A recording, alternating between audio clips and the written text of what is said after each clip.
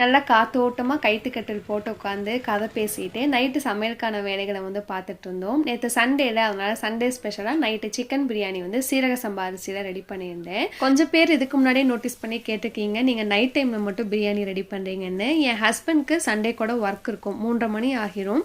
மதியம் ரெடி பண்ணால் அவர் தனியாக சாப்பிட்ணும், நாங்கள் தனியாக சாப்பிட்ணும். அவர் வந்து பிரியாணி லவ்வர். நைட்டு செஞ்சு வச்சோம்னா நல்லா சூடாக ஃபேமிலியோடு உட்காந்து டைம் ஸ்பெண்ட் பண்ணி சாப்பிட்றதே தனி ஒரு சுகம்தான். அப்போ தான் எங்களுக்கு சண்டே வந்து ஃபுல்ஃபில் ஆகிற மாதிரி இருக்கும். எல்லா வாரமும் இப்படி பண்ண மாட்டோம், மந்த்லி ஒன்ஸ் வந்து பிரியாணி ரெடி பண்ணுவோம். அவருக்கு பிரியாணி பிடிக்கும், எங்கள் மாமாவுக்கு நைட் டைமில் நான்வெஜ் ஒத்துக்காது. அவருக்கு சாதம் வச்சு பச்சை புளி ரசம் வச்சுருந்தேன். பாஷா படம் போட்டிருந்தாங்க, பார்த்துட்டே வேலையை செஞ்சுட்டு இருந்தேன். என் தம்பிக்கு ஒரு 5 வயசு இருக்கும். இதே மாதிரி பேண்ட் ஷர்ட் போட்டு அதே மாதிரி வாக் பண்ணி கூலிங் கிளாஸ்லாம் போட்டு அந்த டைலாக் வந்து பேசுவான். அந்த படம் பார்த்தாலே எனக்கு என் தம்பி ஞாபகம் தான் வரும்.